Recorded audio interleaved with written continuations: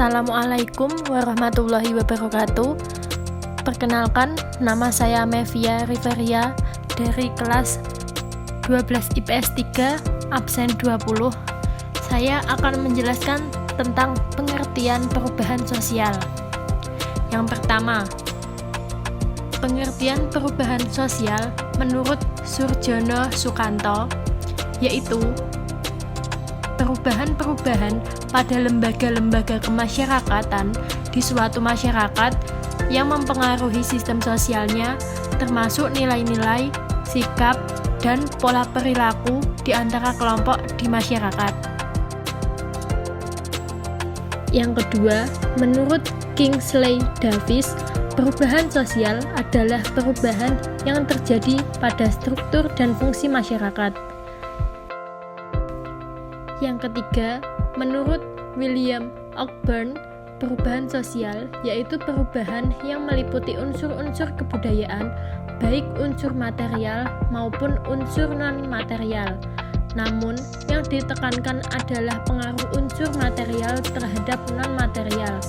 Yang dimaksud unsur material kebudayaan adalah benda-benda yang diciptakan oleh manusia, misalnya teknologi.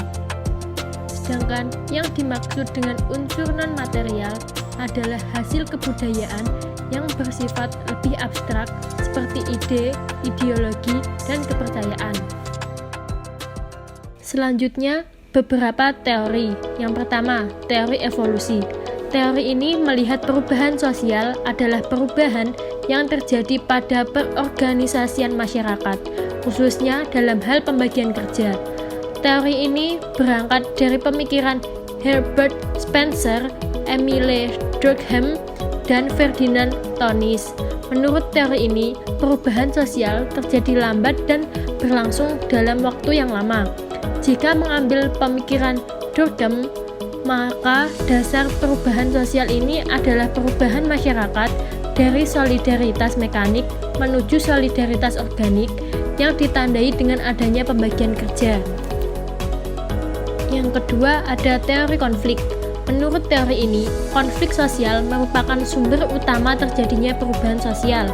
Konflik sosial terjadi karena adanya pertentangan antara kelas sosial, di mana kelompok yang lebih kuat cenderung mendominasi kelompok yang lebih lemah.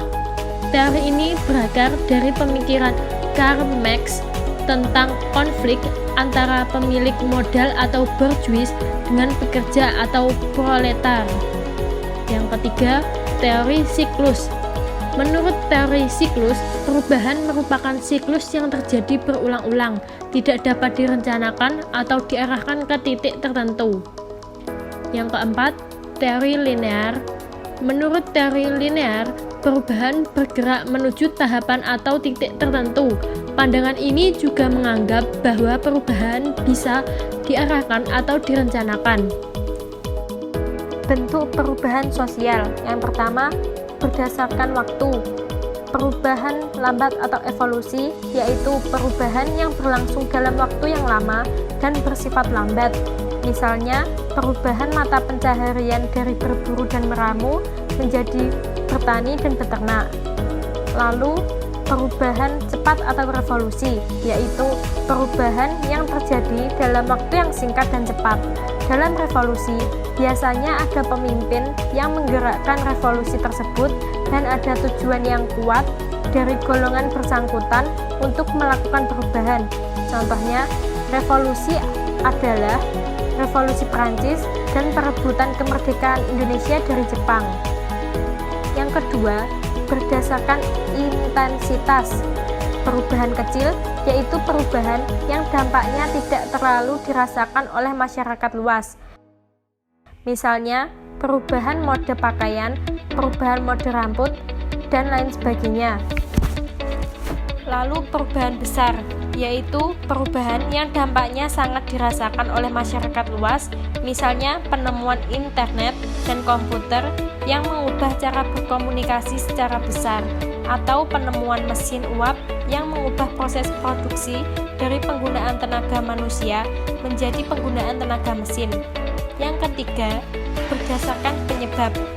perubahan yang dikehendaki atau direncanakan, yaitu perubahan yang sudah direncanakan terlebih dahulu untuk tujuan tertentu.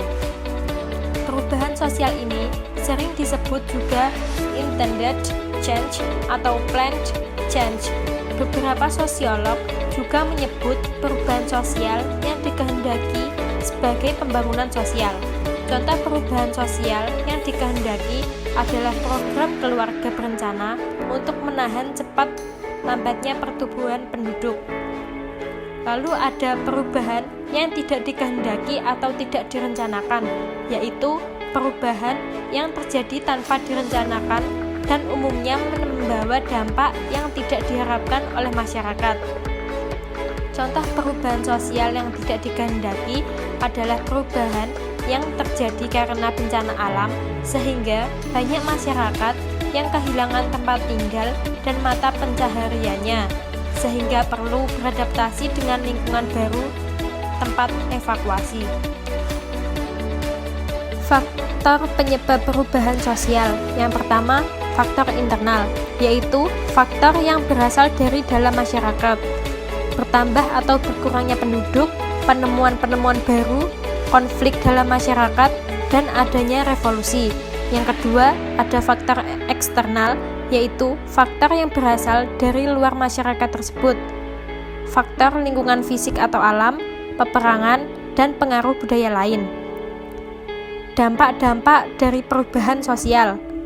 Dampak positifnya yaitu munculnya penemuan baru yang dapat membantu aktivitas manusia. Contohnya yaitu penemuan internet, komputer, dan ponsel pintar. Dampak negatif yaitu perubahan yang terlalu cepat dapat menimbulkan anomi atau keadaan di mana nilai lama sudah tidak relevan dan nilai baru belum terbentuk. Orang menjadi kehilangan nilai untuk dipegang.